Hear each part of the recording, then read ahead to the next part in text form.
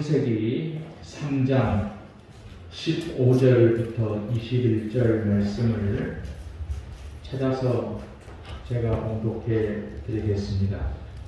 창세기 3장 15절부터 21절 말씀을 제가 봉독해 드립니다. 내가 너로 여자와 원수가 되게 하고 내 후손도 여자의 후손과 원수가 되게 하리니 여자의 후손은 내 머리를 상하게 할 것이요 너는 그의 발꿈치를 상하게 할 것이니라 하시고 또 여자에게 이르시되 내가 내게 임신하는 고통을 크게 더하리니 내가 수고하고 자식을 낳을 것이며 너는 남편을 원하고 남편은 너를 다스릴 것이니라 하시고 아담에게 이르시되 내가 내 아내의 말을 듣고 내가 내게 먹지 말라 한 나무의 열매를 먹었은즉 땅은 너로 말미암아 저주를 받고 너는 내 평생에 수고하여야 그 소산을 먹으리라. 땅이 내게 가시덤불과 엉겅퀴를 낼 것이라. 내가 먹을 것은 밭의 채소인즉 내가 흙으로 돌아갈 때까지 얼굴에 땀을 흘려야 먹을 것을 먹으리니 내가 그것에서 취함을 입었음이라. 너는 흙이니 흙으로 돌아갈 것이니라 하시니라. 아담이 그의 아내의 이름을 화라 불렀으니 그는 모든 산자의 어머니가 됨이더라. 여호와 하나님이 아담과 그의 아내를 위하여 가죽옷을 지어 입히시니라. 아멘. 오늘 이 시간에는 하나님이 주신 가죽옷, 그런 제목으로 말씀을 드리도록 하겠습니다. 사람이 살아가는데 가장 힘든 것이 있다면 갈등이라고 말할 수 있습니다. 부부간에 갈등이 있고 부부간에도 갈등이 있습니다. 친구 간의 갈등도 있고 또한 동료들 가운데 갈등도 있습니다. 이 갈등은 생각과 가치관이 다르기 때문에 또 삶의 문화가 다르기 때문에 생기는 것입니다. 갈등은 한자로 칡과 등나무를 뜻하는 것입니다. 칡의 줄기는 왼쪽에서 오른쪽으로 감아 올라갑니다. 등나무 줄기는 오른쪽에서 왼쪽으로 감아 올라갑니다. 이렇게 성질이 다른 칡과 등나무가 서로 얽혀 있으면 풀기가 매우 어렵습니다. 갈등, 인간관계가 까다롭게 얽혀있는 상태를 말하고 있는 것입니다. 오늘 성경은 인간의 갈등이 처음으로 시작된 이야기입니다. 하나님은 선악과를 따먹지 말라고 했습니다. 그런데 사탄은 따먹으라고 충동질을 합니다. 아담과 하와는 선악과를 따먹고 싶은 충동을 느낍니다. 이런 인간의 내면에서 갈등은 하나님과 하와, 사탄으로 시작해서 갈등이 출발했습니다. 본문에 보면 에덴 동산에서 행복하게 사는 부부였습니다. 그런데 사탄이 행복한 부부 사이에 들어 먹어서 선악과를 먹으면 너도 하나님처럼 눈이 밝아진다라는 생각을 넣었습니다.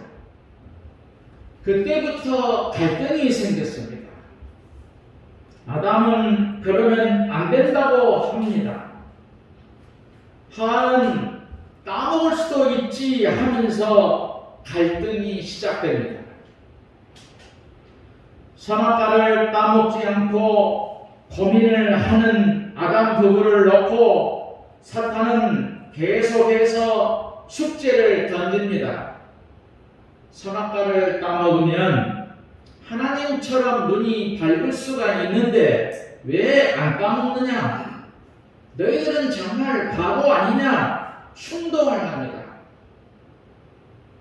그러자 그렇게 행복했던 부부가 싸움이 일어납니다. 어느 날 가정의 평화를 위해서 아담이 양보를 합니다. 결국은 선악과를 따먹습니다. 여러분에게 이런 신앙의 갈등이 있을 때에 어떻게 하십니까? 양보를 하십니까? 아니면 단호하게 자르면서 믿음으로 서십니까? 자신의 신앙을 살펴보시기 바랍니다. 저는 여러분들이 믿음에 우뚝 설 수 있다고 확신합니다. 선악과를 따먹음으로 이때부터 죄가 인간에게 들어온 것입니다. 죄는 하나님을 향한 인간의 교만입니다. 하나님을 향한 교만은 하나님의 섭리와 뜻을 거역합니다. 인간의 교만은 하나님과의 약속을 넘어서는 안 될 경계선을 파괴했습니다. 결국 하나님을 대적하고 원수가 되는 것입니다. 죄는 하나님의 원수입니다. 인간의 교만은 모든 죄의 뿌리가 되었습니다. 이 세상의 모든 중심은 하나님이어야 됩니다.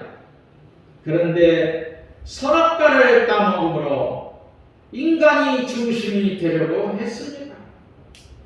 선악과는 하나님과 인간 사이의 신뢰를 의미하는 표시입니다. 선악과를 먹을 때에 분명히 죽을 것이라고 경고하셨습니다. 그러나 사탄은 하나님과 같이 될 것이라는 유혹을 합니다. 선악과를 따먹으면 죽는다는 하나님의 경고를 무시하도록 유혹을 합니다. 결국 아담과 하와는 사탄의 유혹에 넘어가서 선악과를 따먹습니다. 선악과를 따먹음으로 죄가 인간 안에 들어왔습니다. 8절에 보면 그들이 날이 서늘할 때에 동산에 거니시는 여호와 하나님의 음성을 듣고 아담과 그 아내가 여호와 하나님 낯을 피하여 동산 나무 사이에 숨은지라 말씀하십니다. 하나님과의 관계가 파괴되는 순간으로부터 죄의 인식이 인간 안에 들어왔습니다. 죄에 대한 인식은 자기도 모르게 하나님을 피합니다. 숨어버렸습니다. 한마디로 죄는 하나님의 곁을 인간이 떠나게 되었습니다. 이것을 바울은 로마서 5장 12절에서 이러므로 한 사람으로 말미암아 죄가 세상에 들어오고 죄로 말미암아 사망이 왔나니 이와 같이 모든 사람이 죄를 지었으므로 사망이 모든 사람에게 이르렀느니라 라고 말씀하고 있습니다. 이런 죄의 결과를 정리해 보면 첫째로 인간이 저지른 죄의 결과는 죽음입니다. 죄의 결과는 육신이 늙으면 죽는 것입니다. 영적으로 하나님과의 단절의 죽음이죠. 양심 파괴의 죽음입니다. 불안한 삶이 왔습니다. 수고와 땀을 흘리는 육신의 고통이 왔습니다. 이러한 영적 죽음은 하나님과 단절에서 시작된 것입니다. 영적 죽음은 하나님과의 관계가 파괴된 것입니다. 자기를 상실하게 되었습니다. 에베소서 2장 1절에 보면 여러분은 불순종과 죄 때문에 영적으로 죽었던 사람들입니다 라고 단정하고 있습니다. 죄인은 모든 것에서 단절되어 죽은 존재가 되었습니다. 로마서 6장 23절은 죄의 싹은 사망이요라고 아주 죽었다고 결정을 내렸습니다. 두 번째로 죄의 결과는 욕심이 인간의 마음을 가득 채웠습니다. 죄인이 된 인간의 마음 속에 가장 많이 가지게 된 것이 욕심입니다. 끝없이 가지려는 욕심이 인간의 마음에 자리 잡고 있습니다. 많은 것을 가지고 있으면서도 더 많이 가지려는 욕심을 가지는 인간이 되었습니다. 소유 욕심에 붙잡혀 살아가는 죄인인 인간이 되었지요. 이런 인간은 자기 모순과 상실의 질곡 속에서 욕심의 노예로 살게 되었습니다. 욕심 때문에 욕심의 수갑을 차면서 스스로 속박을 합니다. 그래서 자유를 잃어버린 고통의 상태에서 살아가는 것이 죄인이 된 인간들입니다. 세 번째로 진정한 자유의 상실이죠. 죄를 지음으로 인간은 하나님처럼 되어서 더 많은 자유를 가지고 사는 것처럼 느꼈습니다. 즉, 타락한 인간은 자기 마음대로 사는 것 같았습니다. 그러나 실상은 죄의 노예로 전락하고 말았지요. 진정한 자유를 잃어버리게 되었습니다. 성경에서 말씀하시는 자유는 너와 나의 관계를 깨뜨리지 않는 관계 안에서의 자유를 말합니다. 이런 자유는 사랑을 바탕으로 창조주이신 하나님을 중심에 모시는 자유입니다. 그러나 인간이 죄를 지음으로 근본적인 관계를 파괴해버렸습니다. 인간 안에 내가 주인이 되었습니다. 주인 되시는 하나님이 없는 내가 나를 통제할 수 없는 자유의 상실이죠. 네 번째로는 불안과 고독의 병에 걸렸습니다. 자기를 잃어버린 인간이 보이지 않는 불안과 고독의 병에 걸렸습니다. 하나님과 단절되고 이웃과 단절되어서 오로지 자기 중심으로 살아가는 혼자가 되었습니다. 도저히 예측할 수 없는 미래에 대한 불안에 떨고 있습니다. 이유 없는 불안에 허우적거립니다. 자기 중심으로 살아가는 인간은 불안의 벼랑으로 떨어질 뿐이지요. 인간이 저지른 죄는 하나님과의 관계와 질서를 파괴했습니다. 결국 죄의 노예가 되었습니다. 그 결과 인간이 살아가는 모든 영역을 비참한 고통으로 몰아넣었습니다. 죄는 단순히 인간의 죄를 짓는 행위로 끝나는 것이 아닙니다. 더 크고 더 많은 죄를 짓게 만드는 것이 죄의 결과죠. 그래서 바울은 누가 나를 이 사망의 몸에서 던져내려 절규하고 있습니다. 연속으로 이어지는 죄의 죽음 속에서 절망의 소리만 지를 뿐이지요. 이렇게 죄로 멸망에 빠져있는 아담과 화합니다. 이들에게 하나님은 최고의 치료약 처방을 내리십니다. 오늘 본문 21절에 여호와 하나님이 아담과 그 아내를 위하여 가죽옷을 지어 입히시니라 말씀하고 있습니다. 아담과 하와가 선악과를 먹고 나서 처음으로 느낀 것은 부끄러움이었습니다. 그래서 나뭇잎으로 부끄러움을 가렸지요. 나뭇잎은 금방 말라서 부끄러운 것이 또다시 드러납니다. 부끄러운 것은 인간의 죄를 의미합니다. 부끄러운 죄를 가리는 것은 인간의 노력으로는 안 되는 것입니다. 하나님은 계속 드러나는 부끄러운 것을 직접 가죽옷을 지어 입히셨습니다. 이것은 보혈의 은혜를 처음으로 알려주는 사건이지요.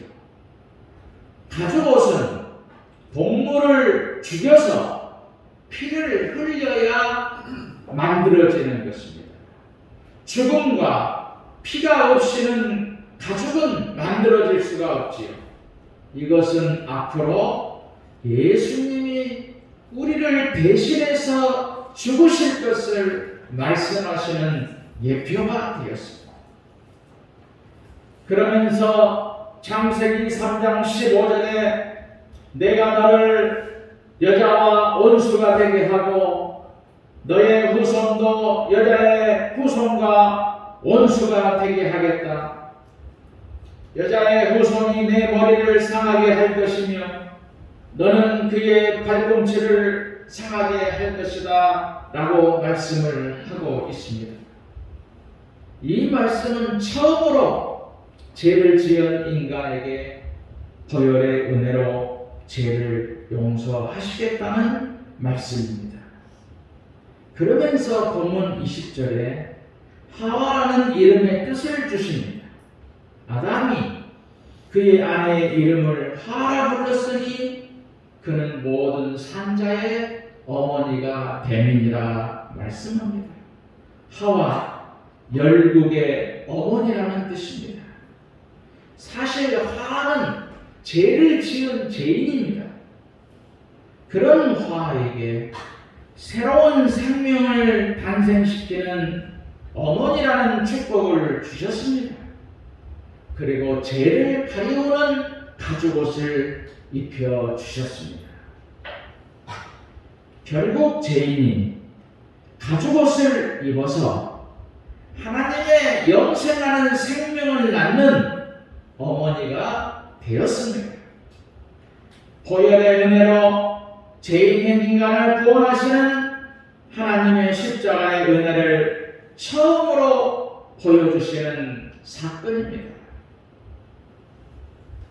다시 말하면 가죽옷은 예수님께서 죄인들에게 십자가에서 흘리신 보혈로 만든 영생하는 옷을 입혀주신 것을 보여주신 것입니다.